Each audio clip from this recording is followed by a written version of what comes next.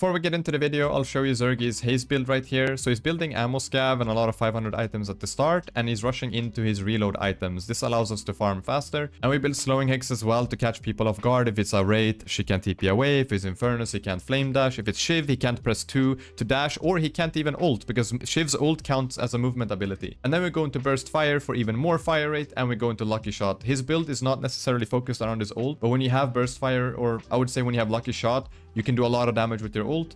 He has some situational items here as well. It really depends on how the game is going. I would say after Lucky Shot, you can look at getting some defensives, maybe Unstoppable. Going Lucky Shot into Inhibitor can be very, very good, especially if you're just shooting a lot and you're allowed to shoot in your games. And by the way, I do private coaching in Deadlock, so make sure to head on over to my Discord for more information. And let's get right into the game. I just want to take a moment and thank you all for all of the support on my latest videos. And let's get right into the laning stage here. Zerggy's playing Haze. He's playing with a trackball, which is absolutely insane. You can see he's starting with his Sleep Dagger. And let's see how he's going to play it into Mo and Krill. I would say Mo and Krill is kind of annoying in this patch. It's even more tankier than before. But it looks to me that Zerggy's just looking to focus up on the wave here. He's not really looking to fight the Mo. Gets that minion, he sleeps the Mo. And we use our Sleep Dagger defensively here. If Mo gets too close, we can look to take a fight. But this is not advantageous for him at all. Mo is just, he's so tanky. He's actually very, very hard to kill, like even level 1.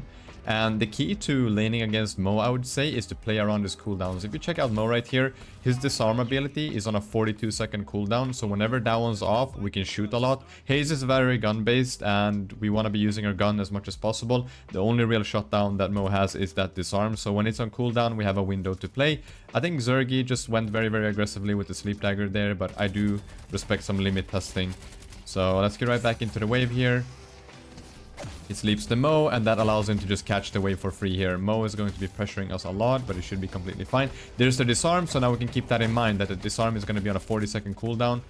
He's getting so pressured. It's actually insane. This is so annoying to play against. I personally main Infernus a lot, and I play him so much in these higher ranks, and laning into Mo is not fun. I don't know what you guys think in the comments, but it's not a good experience, especially now after this patch. Mo is looking to chase. We sleep him. He's taking a lot of damage from our minions, and if he wants to contest us, he has to deal with the tower too. So I think Mo is just gonna look to get away. We're trying to poke him up. We're trying to build our fixation stacks on him while focusing on the wave, and we're just looking to make a recovery here. Mo is about 400 souls ahead of us. Again, it's a very, very annoying matchup, but let's make the best out of it. Zerggy starts with extra regen. I'm not a super big fan of extra regen in this patch, by the way. They nerfed the item quite hard. There's no bonus HP to be gained. I really like healing right in this patch because you get 45 HP, you get 3 spirit power, and whenever you pop it, you can essentially heal to full in lane, which would be very beneficial in this case. And also, you get movement speed while it's on you, so it's very efficient whenever you're jungling or going between lanes, and just to top up your HP and just make sure that you're healthy whenever something happens. Go to the jungle camp here, make sure to punch both of them. Nice. The way you do that, there's like a hitbox behind your punch, like behind Haze or behind the character that you play, and that's how you can hit 2 at once like that. It can be a bit finicky if you're new to the game, but it is very easy to do. Try it out. Building a lot of fixation stacks. So it's, I would say the playstyle is like, it's very similar to Infernus in the sense that you're just trying to get a burn off on your opponent. The fixation on Haze is kind of like that burn, and you see it there. He stacks up to 40 on Mo, and then you do so much damage with your gun, so don't be afraid to shoot. He gets this wave for free, and I would say we're recovered now. We're about 400 souls ahead of Mo, 100 ahead of Mo. He's gonna lose a little bit of the wave, maybe.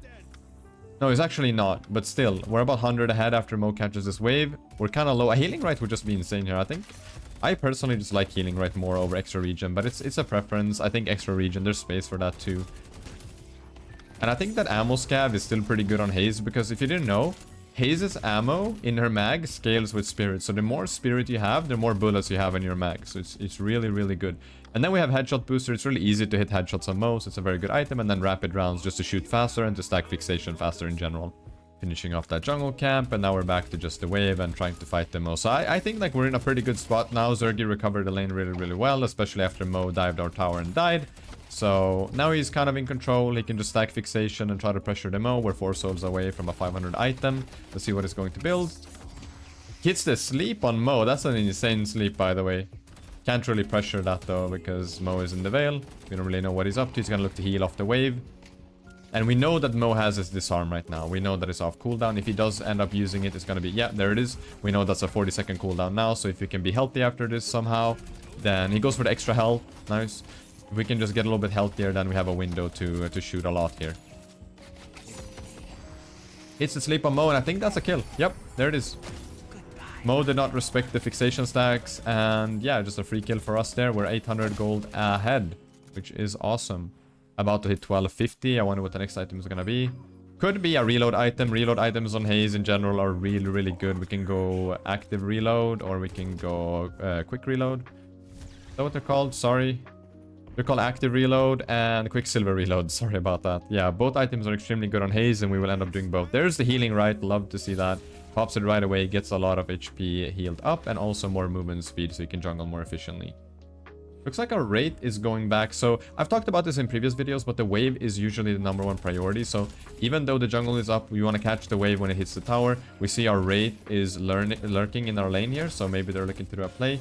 Looks like she's about to go back. We can push one more wave. And the general rule, honestly, is to try to push 2 waves, because then you establish a push. If you only push 1 wave, they're just gonna meet and nothing's really going to happen. But if you do 2, then they have to respect it and they have to deal with the wave. So I'm curious if Zerggy's...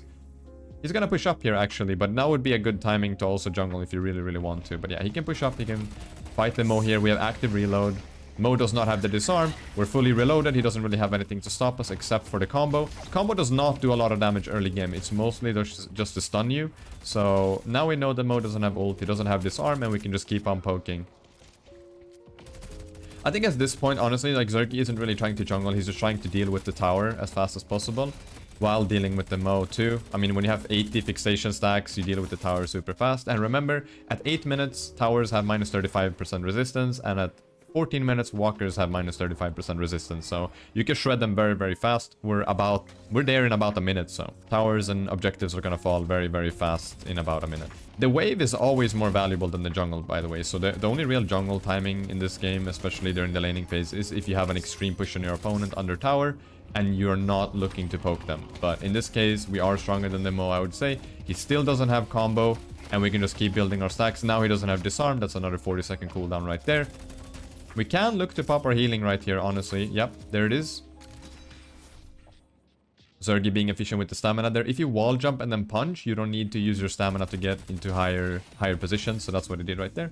Goes for the boxes. Boxes spawn at 3 minutes now, so good to keep that in mind. Now we're just farming. We need to be a bit cautious here because Mo has combo. There can be a gang coming in from another lane, or, you know, like, we don't really want to risk taking any big fights right now. We don't even have our ultimate yet. So Zergy's just going to go straight to the jungle. The wave is in a decent state, and he's going to grab this and then just head right back. He might actually head back soon. Like, in some cases, you don't want to grab all of the jungle minions right there. Like, he left one because the wave is crashing into the tower. Again, wave is #1 priority. If it's at our tower, we want to deal with it. And now we can just free farm while it's left. We can build fixation stacks. Does the disarm. Mo tries to dive with combo. And this will, I think this will lead to a kill. Yeah, Mo also bought Return Fire there. Return Fire into Haze is such a good item early on. Later on, you want to get a metal skin against Haze, but early on, Return Fire is just absolutely crazy. I'm curious why they haven't nerfed Return Fire yet. I think that the item in itself is just in such a good state. You get 60% bullet damage return, 30% spirit damage return, and you get 20% bullet resist.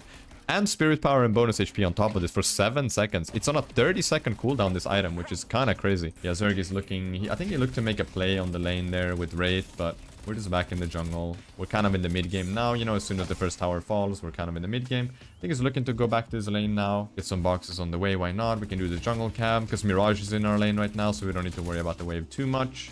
Also, at 8 minutes, the soul sharing ends, so being there... I mean, we're getting half of the souls that we can normally get if we were alone. Getting this jungle here is fine. I'm curious if he's gonna do the last jungle minion that he left up here. Does the wall jump punch? Nice. He's gonna go for this one, and then we lose our tower, and I think he's going to try to join this fight here. There's an Infernus coming in. We don't know about this, but I think he's going to hover the Mirage. Yeah, he's going for the stealth. And let's see what happens here. We're 3v3 right now. Sleeps the Mo and goes straight for the Infernus. I like that. The thing is, like, killing Mo, like, Mo doesn't do a lot of damage at this stage in the game. He's just very tanky and just annoying to deal with in general. We use our ult there. I mean, it's not the best ult in the world, but we're zoning the Mo. Like, he has to stay in the Veil or he has to jump up. So It's not the end of the world. We're just chasing him here. He does have the fixation stacks on him right now. I think they're about to run out. Where is the Mo? There he is. And there is the kill. Nice. I think we're looking at just getting our tower here. The buffs are up as well. I think Paradox grabbed the one on the left side, and nobody's grabbing the right one. I think grabbing, like here, getting the tower is the priority over the buff, I think. We need to secure the objective. But on the right side, like, just look how long it took for anyone to get the buff. You guys should be doing that in your games. When the 10-minute marker hits and you're in a good spot, if your waves are good, you don't have any obvious objective to grab, just go for the buffs. They're valued at roughly 3,000 souls, and getting one of them is just super, super good. On Haze, I would say they're all good. Like, even the casting buff, that's something that you can give away. But if you get the casting buff, you get more spirit power, which means that you get more bullets in your mag. So it's very, very nice, actually. And when you can stack fixation up to 80, you can farm very, very fast. And when you get your reload items, you can also do the tier 3 camps. And now we're just gonna go grab the wave on the walker. Maybe we're looking to catch Infernus. We need to utilize our stealth as much as possible. You can catch people off guard. There's the sleep on Infernus, really nice one, and there's the tornado with Mirage, and he should be dead. Yep. Headshots with fixation stacks just does so much damage. But you want to be, like, you just essentially want to be a rat, technically. Like, you can do so many things, like, a byproduct or, like, a side effect of pushing waves can be that, let's say you push 2 waves, right? And the wave pushes up here. That might force somebody from the enemy team to go there, and that can be, like, the perfect bait for you as Haze. Especially if you're behind in the game, if you buy a slowing hex like Zerggy just did. You can catch somebody off guard. The slowing hex, it disables movement ability. So if it's a Vindicta, she can jump into the air. If it's an Infernus, he can flame dash. So slowing hex in here is super good. He does it there on the Vindicta. She literally has no way of escaping us. The only issue is that Mo and McGinnis are here. So I think we will die for this. But if you look on the other side of the map, our team is also fighting here. Abrams is coming in for the walker, so it's not the end of the world either. They can't get this walker, and it looks like our team is winning the fight on the left side too. Overall, not a bad fight. The only time where it's like really bad to fight on Haze, I think, is if you have a lot of souls unsecured. And that happens towards the mid-late game whenever you're jungling more and you're trying to hit your power spikes. But as long as you don't have unsecured souls, you can do a lot of things on Haze. Like, you definitely want to fight around your power spikes. Like, I would say that Zerggy is quite strong right now.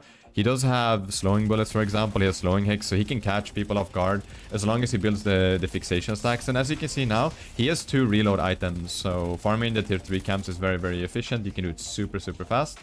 We see Paradox on the left side here. I wonder, yeah, he's just going to prioritize the wave. Or is he actually going to go for it? No.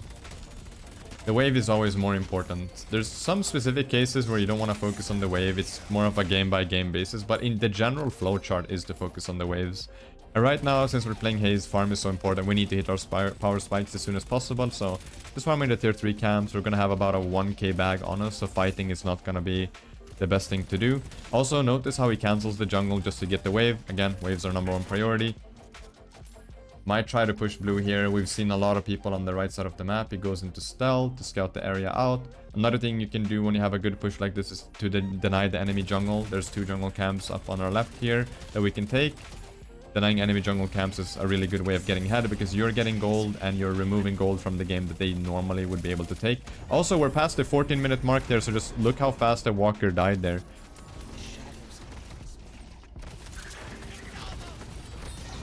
I think Zerggy just dies there. Yeah, like, it's not ideal to drop a 600 bag, but at the same time, he got the walker, so I honestly don't mind it. After 14 minutes on Haze, you can go for walkers. You burst them so fast, especially 2 reload items. It's just insane. And now he ends up building burst fire, so he gets a lot more fire rate, more slide distance. And as soon as you hit an enemy hero, you get movement speed as well. So it combos really well with slowing hex and slowing bullets. So it's just a general very good item. I think Zerggy in this game is going... He's not really going very ult-oriented. He's going more about just shooting. I don't think he builds Ricochet. I'm pretty sure he builds Lucky Shot nowadays instead. And honestly, you don't really need Ricochet to farm on Haze if you just look at how fast he's taking these tier 3 camps with the reload items that he has. There it is. Buffs are up. I think Mirage is going to go for the right one. Abrams is on the left one. So if you can't grab it, at least call it in the voice chat, guys. Like, at least give a heads up. Buffs in 30, buffs in 15 seconds. And it just reminds people that they are also available. As Haze, I think it's worth to go for most buffs because you need to be kind of selfish in your games. In higher ranked games, it's completely fine to play more around your team. But if you're playing towards the middle ranks or lower ranks, I think you need to be extra selfish because you need to be in control. You need to be the reason why you're winning your games, essentially. Doesn't always happen because it's a MOBA, right? You can't win all your games, but you want to have the best chances and the best odds possible. Looks like we're going to look to deliver the urn here. We're about 3,500 souls. We are 1k unsecured. I'm curious if he's just going to keep on farming. Yeah, I think that's what he's going to do. Mirage can teleport to the left side, so they can be 5. And Zerggy can just stay here and push, or he can actually... He's not chasing anything, he's just farming, yeah, like... If you have a lot of unsecured souls, it's not wise to take fights unless you're 100% sure that you can get kills. Oh, and there, McGinnis gets caught by the Viscous. The Viscous teleported from the left side after we got the urn. That's kind of funny. Cool. Yeah, even pushing the Walker here is kind of scary for Zerggy because he has so many unsecured souls. I'm pretty sure he's just farming for 6,200. The Walker falls. Mirage might die for this, but it's super worth it. Now we have 3 Walkers down. Zergy's on 6.3k. He's gonna spend those unsecured souls and he goes straight for Lucky Shot. He's speeding up. I think he's gonna go finish the tier 3 camp on the left side and maybe he's gonna teleport or he's gonna go more towards mid. Like, as you can see, there's not that many jungle camps up, and this tends to happen in higher elo games where there are moments in the game where just there isn't much farm to get. I mean, we have a Wraith on our team as well and she also needs farm, so she's jungling as well. Zergy's on that 20k net worth, and yeah, again, like, there's just not much to grab. In lower elo games, if you just pay attention to the minimap, there's a lot of camps to take. People don't go for the urn, they don't go for the buff, so there's so many opportunities for you to get big. You can become this final raid boss very, very fast, but when it comes to high rank games like this, it can be hard sometimes, especially when everyone is farming so efficiently. If you look, there is literally not a single jungle camp up on the entire map right now, which is kind of crazy. Gets slowing hexed by Mo. We're still in stealth, so that's completely fine. I wonder if he's going to join this fight or if he's just going to hover. Yeah, I don't think he's just running away from this fight. It's not a good one. We don't even have the numbers. We see 4 people showing on the left side. We have 2 people pushing the right side. And our main goal right now is just to farm, fix waves, and then wait for the buffs to spawn, unless we can catch somebody off guard, which would lead into either the Walker or the mid boss. With Haze, it's about finding that balance with, you know, how much should I be farming, when should I be farming, and when should I be joining my team. And I think you can start joining your team when you're starting to hit your first power spikes, like when you get burst fire, when you have Lucky Shot. Like, you are very, very strong at that point. But if there isn't really anything big to play for, then what's the point really? We see a fight developing on the left side, and with all of the movement speed that we have on Haze right now, we can look to join this fight. With Haze, you don't need to be the initiator. A lot of Haze players, they build Ricochet into Unstoppable, or like Ricochet into Lucky Shot, and they tend to initiate fights with their ultimate ability. I'm not a super big fan of that. Like, there are situations where you can do this if you're very far ahead, or if you know that your ultimate is just gonna win the fight. But just hovering your team with stealth until the fight actually breaks out, or until you catch a key target with like a sleep or something like that, or if you can pop out of stealth, slowing hex the Infernus and just ult him down. I don't think you need to be the first person to join a fight. As long as you're there when the fight breaks out and you can make a decision on when to actually join, I think that's how you want to play it. We get the mid boss here, and since it's only Yamato alive, we can just go straight for the Walker. And one thing that I like to do in my games, at least, is whenever the mid boss falls, you have a couple of seconds to catch the attention of your teammates. And I always like to establish a goal. Look at that. There's the slowing hex. Infernus can't flame dash away, and he just jumps straight into his ult, which is, yeah. I think Zerggy is about to die, though. I don't think he can do this. But one thing that I really like to do after the mid boss take is I like to establish a goal. So whenever the mid boss goes down, I always tell my team, guys, the goal with this mid boss is to get that final Walker, and then we can look for a catch and maybe go for shrines. Or it can be something along the lines of, let's get the final Walker, the urn might spawn after that, and we do urn and buffs, you know? Like, it's just good to set a general direction before everybody spreads out and everyone starts jungling, farming, and not really knowing what to do. I think it's just good to get everyone on the same page. And in some games people won't listen, but just attempting it is always valuable, and it's good to do. Zergy's back up. Does he have a speed boost? He doesn't. He doesn't have it for another 50 seconds. Look at the fight right here. I think the team is greeding for the shrines in general. I mean, we did get the Walker. We got a flex slot unlocked. Zergy's about to head in. He goes straight for the buffs. I mean, he knows that they can't end the game right now. It's just a useless push. He might be looking to join though. I mean, he's very strong right now. He's Lucky Shot and Inhibitor. Remember, Inhibitor reduces their damage output by 35%. Look at how fast he burns down that McGinnis. Gets disarmed by the Mo. Ooh, we need to get out. We need to get out fast. Is he actually going to survive this? He's fine. Look at that burst. Like, that's so much damage. It's insane. Has his reload item, so if they keep chasing him, he can just deal with it. There's the Infernus, and he dies. Yeah, I don't think I would have tried to join that fight. I mean, we know that we can't get shrines there, but it's also good to limit us sometimes. It's good to just check out what we can actually do and what we can't. Now we know, just by that fight that he just had, we know how much damage we can deal. We know how strong we are in the game in general. And now, since we have the rejuve, I mean, we can look to get the left side buff. I mean, nobody has done that yet. Maybe Wraith goes for it, maybe Pocket, but, you know, look how long that buff is up there. I think people, like, they should really be going for the buffs. They're so strong. We can look to run the urn. We're way stronger than the enemy team. There's just so many things that we can do on the map. A lot of jungle camps are available too. But I don't mind Zerggy fighting there, by the way. Like, it is, I guess, a mistake, right? But it's also a good way to limit test them to see. And here's the new urn change. If you're 8% ahead of your opponent, the urn needs to be delivered towards their side of the map. I'm not a super big fan of it, but one way that you can use it is to bait out the fight. So for now, like, what I would be calling here is I would just tell my team, guys, let's grab the urn and let's just drop it outside of the drop-off point and just fight them. Because the thing is, the enemy have to contest it. If we get the urn here as well, we're going to be so far ahead in gold, and we just need to do something. Like, they need to do something. So it's very, very good for forcing fights. So let's see what they do here. Abrams is the carrier. It looks like we're about to group up. We're 6 people towards the left side of the map. I think Zerggy might go to buy something for 2.5k. He buys bullet versus shredder. That's very, very good value at this point. He also upgrades, or he gets withering whip, which reduces their fire rate and also reduces their bullet resist. Also gives us a bit more movement speed, which is always nice to have. Look, we're baiting the fight with the urn. The enemy team is trying to contest it. We sleep Mo. Doesn't look like he has his disarm. I wonder if Mo used it earlier. If Mo has disarm there, he survives.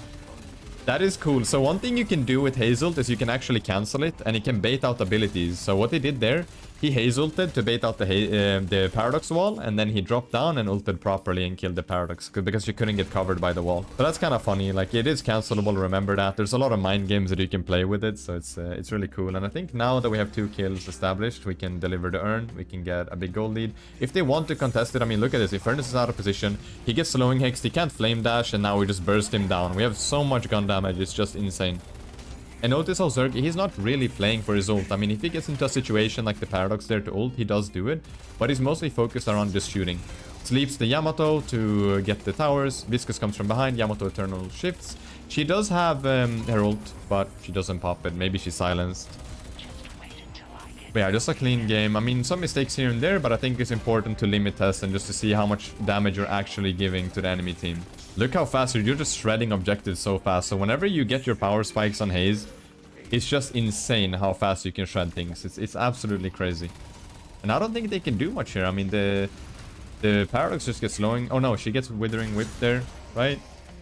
And she can't really do much. And the patron's about to drop. Mo's trying to defend. We're just doing so much damage, and the patron's about to fall. That's going to be a GG. Haze is super fun to play, especially in lower ranked games where, you know, games aren't over as fast as they can be. So you're most likely always going to hit your power spikes. Late game, or in higher games in general, you want to try to hit your power spikes as soon as possible. People are not going to allow that to happen. Ooh, what is going on right now? This is also something that can happen. This has been happening in some of my ranked games a couple of days ago. Like, when you try to end the game a bit too soon, I mean, I think we can still end it. Viscus is very, very strong. Or what is actually happening? I'm so confused. Is Abrams gonna do it? Yeah, Abrams does it. So not knowing when you can end the game can have devastating consequences. I mean, we win the game there, so that's fine. But in general, if you don't have the mid boss and you don't have good waves, then you can't end the game. If you do have the mid boss, you can look to end, especially if the patron is down. And here's the post-game screen for this one. Zerggy had the highest damage and also the highest objective damage, as Haze is really, really good at that stuff whenever you hit your power spikes. Thank you so much for watching, and thank you for the support, and I'll see you in the next video. All right, take care. Bye-bye.